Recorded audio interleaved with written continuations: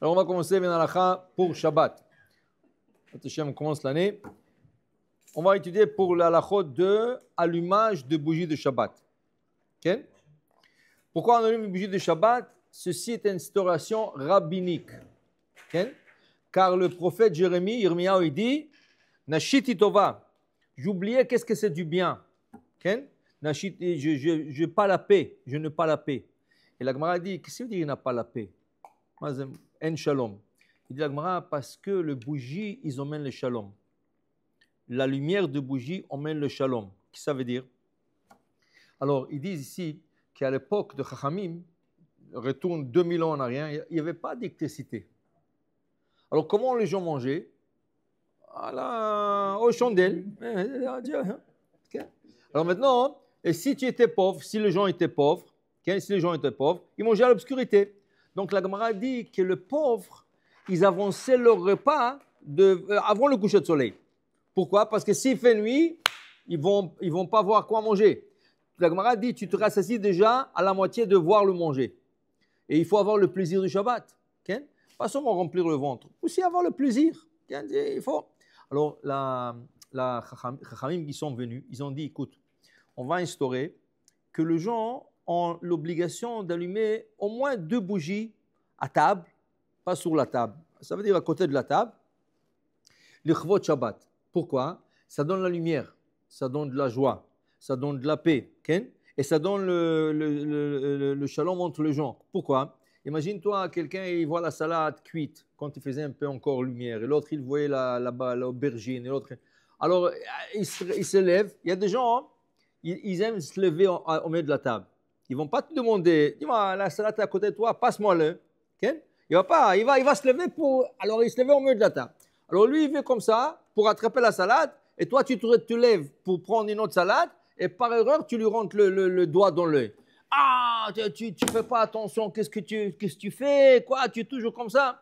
Et là, ça commence là-bas. Et toi, ça va faire la bagarre. Tu as la lumière, tu as la paix. La lumière, c'est de la paix. Ils disent que le Baal Shem Tov, il était très, très makpid, il était très méticuleux sur la lumière. Il ne pouvait pas rentrer dans une chambre obscure. Au point qu'une fois, il est rentré dans Beth Midrash, et ses élèves étaient là-bas, et il y avait une bougie. Il dit, qu'est-ce que c'est une bougie? Moi, j'aime la lumière, moi, j'aime la clarté. Alors, il lui dit, Rabbeinu, il n'y a plus de bougies. On n'a plus d'argent pour acheter des bougies. Il dit, ok, pas besoin. Qu'est-ce qu'il leur a demandé de faire? C'était une journée d'hiver. Du toit, quand c'est à la glace qui se forme, il y a des grands glaçons. Comment ça s'appelle ça, Jackie?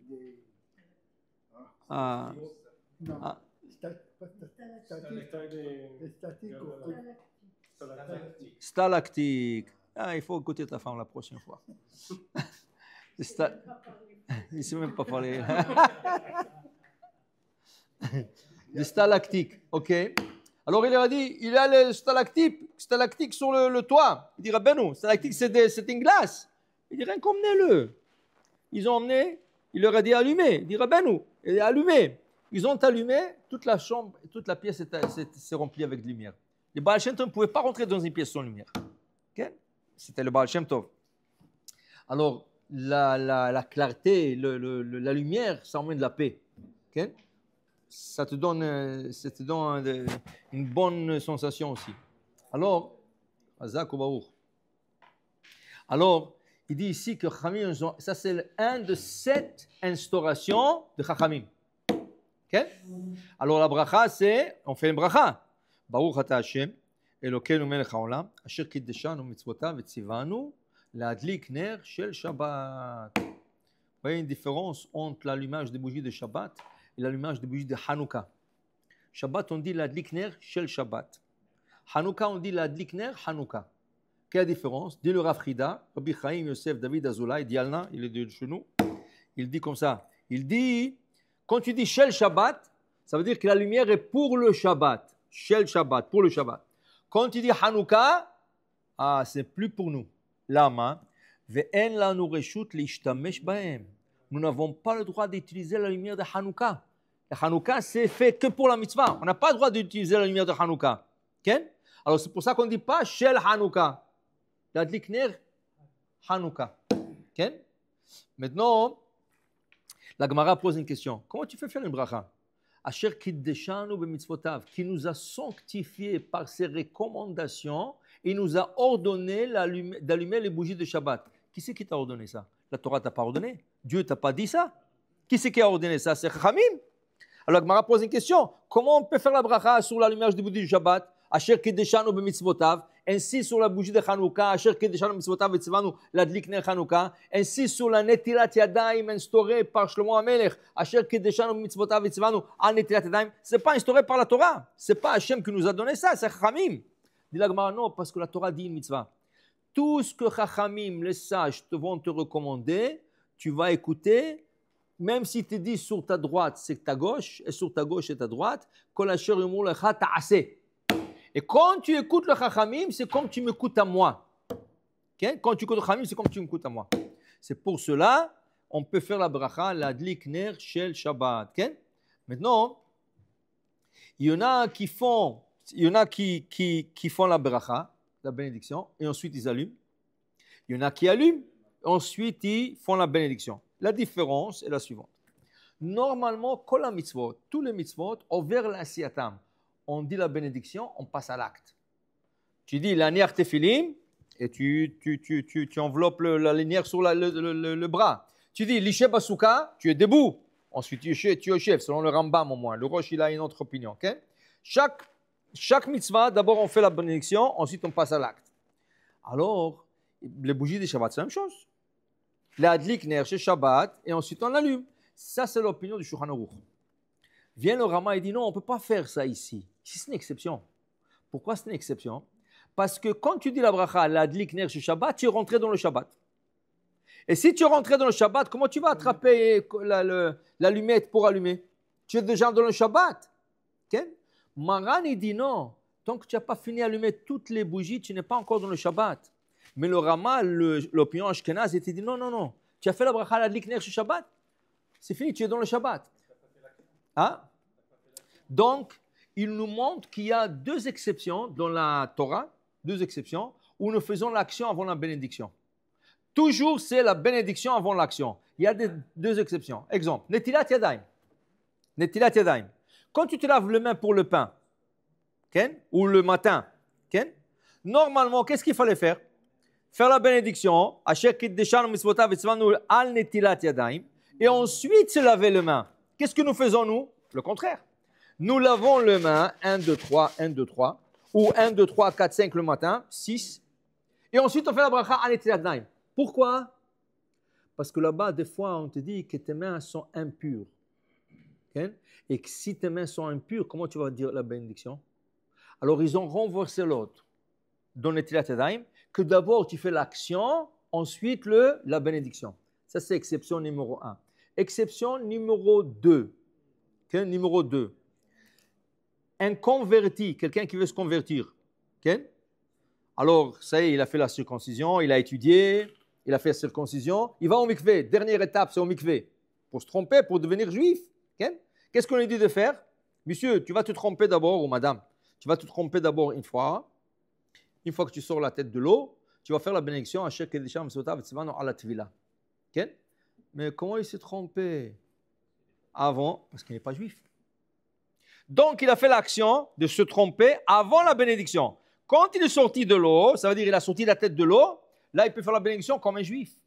Okay? Alors, qu'est-ce que tu vois? Ça a été renversé. Ainsi, dit le Rama pour les femmes ashkénazes, pas séfarades.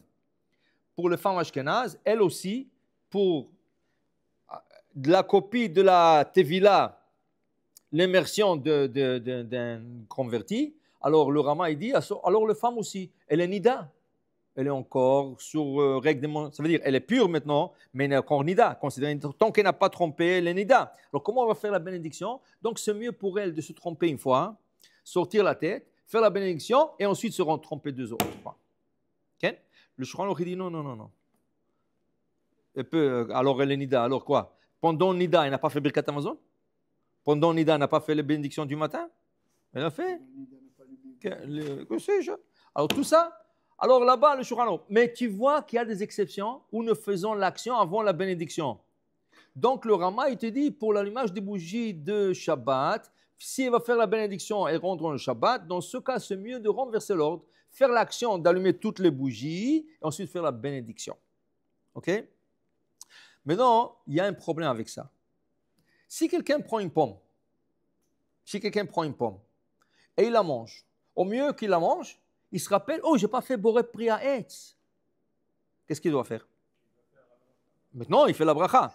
Non, il ne peut pas la cracher. Il doit faire la bracha maintenant. Okay? Alors, il fait. Maintenant, s'il a terminé de manger la pomme, et après 2 minutes, il dit, oh, je n'ai pas fait la bénédiction, la bracha. Est-ce qu'il peut faire la bracha maintenant? Selon toutes les opinions, non. Tu as fini à manger. Qu'est-ce que tu veux? Sur quoi tu fais la bénédiction? Boré Priya Etz. Tu fais bracha achona, oui. Boré nefashot. Mais pas bracha. Bracha rishona, c'est fini. La première bénédiction, c'est fini. Okay? Alors, dit le commentateur, il pose la question sur le Rama. La femme, elle allumait toutes les bougies. C'est comme s'il avait mangé la pomme déjà. Comment il peut faire la bracha maintenant? Bah, dit le Rama, j'ai une idée. C'est quoi? Après qu'elle allumé les bougies, elle couvre ses yeux. Donc, elle n'a pas profité de la lumière encore. Ce n'est pas quelqu'un qui a mangé de la pomme, qui a profité, et ensuite il veut faire la bénédiction, qui n'est pas possible. Ici, la bénédiction, c'est pour profiter. Alors, quand elle allume d'allumer, qu'est-ce que font les femmes? D'abord, elles font comme ça. Hein? Que personne ne sait pourquoi. J'ai vu un livre qui a écrit tout. Il y a un livre qui s'appelle Ner Shabbat. Il a écrit toutes les halakhot sur les bougies. Arrivé à cette halakha, il dit, je n'ai pas trouvé encore une source dans aucune place pourquoi les femmes font comme ça. Je ne sais pas. OK. Qu'elle continue à faire. Alors, elles font comme ça. Hein? Ensuite, elles couvrent les yeux. Ça, c'est pour le Rama, parce qu'elle a déjà allumé. Donc, elle ne veut pas profiter. Tout de suite, elle couvre les yeux pour ne pas profiter de la lumière, pour pouvoir faire la bénédiction ensuite. Mais les séfarades n'ont pas besoin. Mais tu vas voir beaucoup de séfarades qu'elles vont dire la bénédiction, allumer, ensuite allumer, ensuite fermer les yeux et faire la prière. La prière, ça va. Donc, c'est 2 coutumes. Alors, qu'est-ce qu'on dit? Normalement, si tu es séfarade, si la madame est séfarade, elle doit faire la bénédiction, ensuite allumer. Si elle est ashkénaze, elle doit d'abord allumer, ensuite. Maintenant, on dit aussi, ça dépend aussi, si quelqu'un fait tchouva, quelle était la coutume de ta mère et ta grand-mère? Comment faisait ta grand-mère au Maroc? Comment faisait ta mère? Suis la coutume de ta grand-mère. Mais, une chose, dit le Rav Vadia, quand tu arrives en Israël, fais comme le Shulchan Aruch, parce que Israël, c'est là où il habitait leur Marabi, c'est l'endroit du Shulchan Aruch, là où il est enterré. Okay? Tu dois changer ta coutume pour une coutume séfarade. Même si non, si tu es séfarade. Si tu es ashkénaze, même en Israël, tu fais la coutume ashkénaze. Okay? On allume, elle éteint la bougie et après faire la bracha. Comment? Enfin, ils allumaient, ils éteignent l'allumette. Oui. Et après, ils font la bracha. Il a fait. Ça, c'est ashkénaze. Toi, tu es ashkénaze? Non, c'est comme ça. Comme ça, c'est ça. Ouais. Continue comme ça, c'est bien. C'est toi ou ta femme? C'est toi. On fait pendant la bracha. Non, pendant, non. C'est ou avant ou après. Pas pendant. Pendant, on ne fait pas. Alors j'ai fait toutes ces années. Non, chas v'shalom. Vous venez d'apprendre. Baruch Hashem. Il n'est jamais tard. Okay, c'est ça. Alors voilà, on va passer au sioum. Ok, Be'at Hashem. Baruch Adonai Le'olam. Amen ve'amen.